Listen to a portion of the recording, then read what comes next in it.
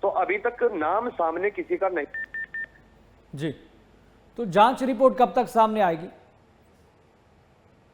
लिए अधिकारियों का कहना है कि लगभग 15 दिन के भीतर ये जांच रिपोर्ट आ जाएगी लैब से, और रिपोर्ट आने के बाद जो भी तथ्य सामने आएंगे उनके आधार पर इन पर कार्यवाही की जाएगी। चलिए, फिलहाल बहुत बहुत शुक्रिया मनोज जानकारी साझा करने के लिए। और ये दर्शकों को तस्वीर हम दिखा रहे हैं, ये भले ही पहली सोडा यूनिट है जिस पर खाद्य सुरक्षा विभाग की तरफ से कार्रवाई की गई है, लेकिन 15 दिन के भीतर भीतर जांच रिपोर्ट भी सामने आ जाएगी। और अगर जांच रिपोर्ट में कुछ गलत पाया गया तो स्वाभाविक है कि कड़ा एक्शन लिया जाएगा अधिकारियों की तरफ से, खाद्य सुरक्षा विभाग की तरफ से। और अब से कुछ दिन बाद कांवड़ मेले की शुरुआत भी होनी है, लेकिन उससे पहले की ये बड़ी कार्रवाई बहुत बड़ा संकेत है। और जहां जहां पर भी इस तरह की सोडा यूनिट बिना लाइसेंस के चल रही है, उन सभी को सतर्क होने की जरूरत है कि नियमों का पालन करें, उल्लंघन न करें।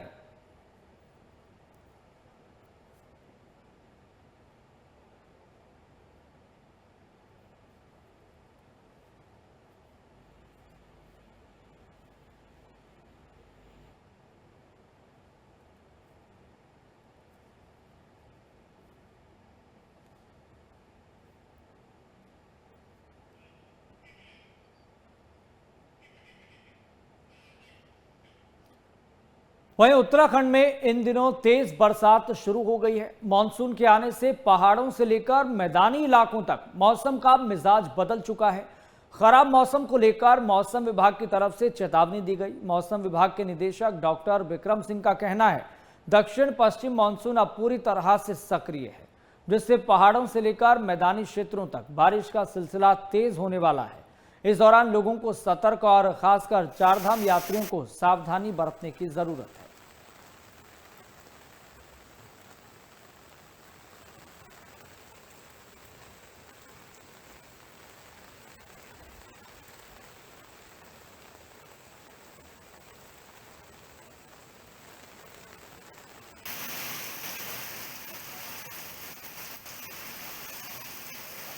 तो मैदानी क्षेत्रों का हाल, सूरत हाल आप देख सकते हैं। खास तौर पर देहरादून की ये तस्वीर आप देख पा रहे हैं। तो कुछ अंतराल के बाद बरसात हो रही है, और न केवल मैदानी क्षेत्रों में बल्कि पहाड़ी क्षेत्रों में इतनी तेज बरसात हो रही है कि उसका सीधा इम्पैक्ट, सीधा असर मैदानी क्षेत्रों पर पड़ रहा है। जो नदी नाले हैं वो उफान पर हैं, और नदी नाले उफान पर होने की वजह से प्रशासन भी अलर्ट है, सतर्क है। और क्योंकि प्रदेश में चारधाम यात्रा भी चल रही है और कोई विघ्न ना हो, कोई परेशानी ना हो, इसलिए प्रशासन यात्रियों को, स्थानीय लोगों को अलर्ट रहने के निर्देश दे रहा है। क्योंकि यही सिनेरियो होता है, यही सूरत हाल होता है जब सबसे ज्यादा प्राकृतिक आपदाओं से जुड़ी खबरें सामने आती है। कहीं पर भूस्खलन हो जाता है, कहीं पर तेज बरसात होने की वजह से लोगों के सामने आफत, वहीं नदी और नालों का जलस्तर बढ़ने की वजह से कई हादसों की तस्वीरें भी सामने आती हैं। लेकिन मौसम विभाग की तरफ से भी समय समय पर अलर्ट जारी किया जा रहा है मैदानी और पहाड़ी क्षेत्रों को लेकर कि आने वाले समय में किस तरह का मौसम रहेगा, और आपको अलर्ट रहने की आवश्यकता है।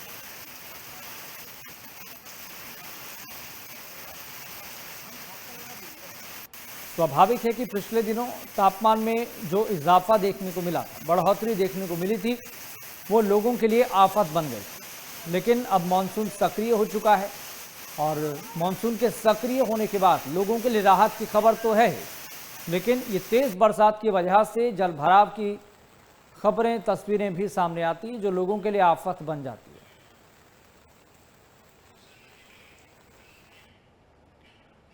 वहीं उत्तराखंड में 11 जुलाई से शुरू होने वाली कांवड़ यात्रा को लेकर प्रशासन ने तैयारियां तेज कर दी है। कांवड़ यात्रा को लेकर गढ़वाल कमिश्नर विनय शंकर पांडे के मुताबिक कांवड़ यात्रा को लेकर मुख्य सचिव की अध्यक्षता में बैठक हो चुकी है। वहीं कांवड़ यात्रा से जुड़े 5 राज्यों की इंटर स्टेट बैठक 27 जून को होने जा रही है, जिसमें यात्रा से संबंधित सभी स्थितियों पर विस्तार से चर्चा होगी।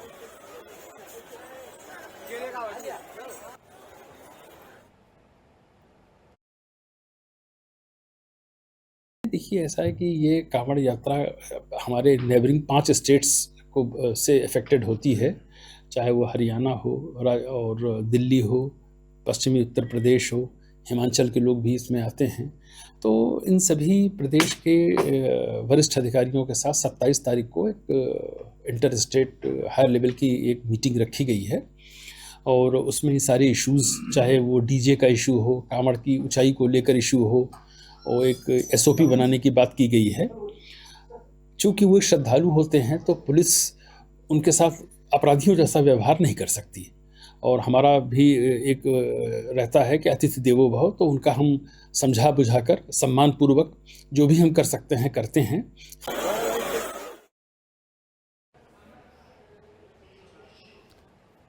चलिए सीधा रुख करेंगे, हमारे संवाददाता मनोज कश्यप जुड़ गए हैं ज्यादा जानकारी के साथ। मनोज, कांवड़ यात्रा को लेकर क्या तैयारी है प्रशासनिक स्तर पर? जी, मैं आपको बताना चाहूंगा कि कांवड़ यात्रा को लेकर इस समय पुलिस प्रशासन के साथ में कई तरह की तैयारियां की जा रही हैं, जिसमें स्वास्थ्य विभाग भी सम्मिलित है और वहीं सुरक्षा की दृष्टि से चप्पे चप्पे पर पुलिस भी तैनात है और कांवड़ यात्रा में आने वाले यात्रियों के रुकने की व्यवस्था के साथ उनके स्वास्थ्य संबंधी विभागों को भी लगाया गया है। स्वास्थ्य विभाग स्वास्थ्य संबंधी सेवाएं भी समय समय पर उपलब्ध करा रहे हैं और वहीं पंजीकरण की अगर बात की जाए तो 20 काउंटर यात्रियों के लिए खोले गए हैं। आगामी कांवड़ को लेकर भी साथ ही साथ तैयारियां की जा रही हैं। तो कांवड़ की तैयारियों और चारधाम की यात्रा की तैयारियां ये दोनों एक साथ सुचारू रूप से चल रही है। जी, और खबर यह है कि 27 जून को इंटर स्टेट बैठक भी होनी है। जी, बैठक भी होनी है। तो बैठक को लेकर भी अभी से कई तरह के कयास लगाए जा रहे हैं कि बैठक के अंदर जो है किन किन चीजों को हमें सामने रखना है और किस तरह से हमें आगे चल करके कार्य करना है। तो ये सभी रूपरेखाएं अभी से तैयार की जा रही है ताकि इनको बैठक के अंदर प्रस्ताव बनाकर के इनका रखा जाए और उसके ऊपर ही ये सब वर्क किया जाए और एक प्लान तैयार किया जाए कि यात्राएं सुरक्षित किस तरीके से सकुशल संपन्न कराई जा सके। इसको लेकर विशेष फोकस इस बैठक के लिए भी किया जा रहा है और सभी तैयारियां इन सभी चीजों को लेकर के की जा रही है और आंकड़े जुटाए जा रहे हैं कि कितनी संभावना है और कितने श्रद्धालु हरिद्वार के अंदर आने वाले हैं। तो ये सब आंकड़े भी जुटाए जा रहे हैं और इनका प्रयास किया जा रहा है। चलिए, बहुत बहुत शुक्रिया मनोज, जानकारी साझा करने के लिए बहुत बहुत शुक्रिया। तो 27 जून को 5 राज्यों की इंटर स्टेट बैठक भी होनी है और हरिद्वार प्रशासन अपने लेवल पर पुख्ता इंतजाम करने में जुट गया है ताकि किसी प्रकार की कोई दिक्कत परेशानी न हो। वहीं मानसून और बरसाती सीजन में अल्मोड़ा हल्द्वानी नेशनल हाईवे के हालात बद से बदतर होते जा रहे हैं और पहाड़ों से पत्थर गिरने का सिलसिला लगातार जारी है। वहीं बारिश के बाद डेंजर जोन के पास सड़क कीचड़ में तब्दील हो गई है। हाईवे पर मिट्टी के कारण ट्रक बुरी तरह से फंस गया है। वहीं जेसीबी और पोकलैंड मशीनों की मदद से ट्रक को निकालने का काम जारी है। वहीं लैंडस्लाइड की स्थिति को देखते हुए जिला प्रशासन लोगों को अवेयर कर रहा है।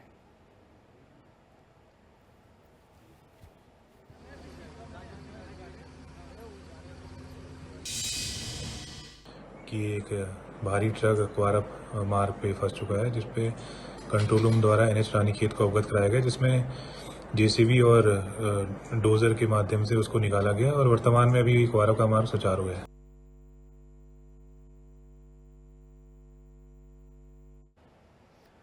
वहीं मानसून की शुरुआत के साथ ही पीडब्ल्यूडी ने क्षेत्रीय सड़कों को सुरक्षित और चालू रखने की तैयारियां पूरी कर ली है। अधिशासी अभियंता विवेक समेवाल के अनुसार क्षेत्र में 8 जेसीबी मशीनें तैनात की गई हैं जो 24 घंटे एक्टिव रहेंगी। इन मशीनों से बंद नालियों की सफाई कर बारिश के पानी की निकासी सुनिश्चित की जा रही है। विभाग ने फील्ड स्टाफ और अन्य कर्मचारियों को अलर्ट मोड पर रखा है। पीडब्ल्यूडी का कहना है कि वह मानसून के दौरान आने वाली किसी भी आपात स्थिति से निपटने के लिए पूरी तरह से तैयार है।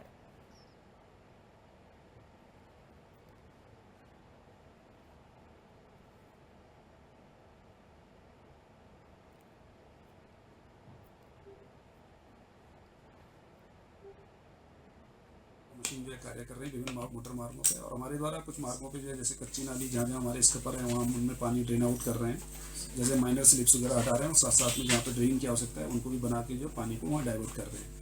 इसके अतिरिक्त जो रोडों में बहुत ज़्यादा सारी जगह रट्स वगैरह बरसात में पड़ जाते हैं, उनको भी हम ठीक कर रहे हैं ताकि जो है यातायात जो है उनके ऊपर चल सके, क्योंकि कच्ची रोडों में गड्ढे पड़ जाते हैं जल्दी। तो उनको भी निर्देशित किया गया है कि जेसीबी के ब्लेड से उनको भी जो सरफेस को भी ठीक किया जाए, और हर मार्ग को जो है टाइम से खोलने के लिए हम पूरी तरह प्रयासरत हैं।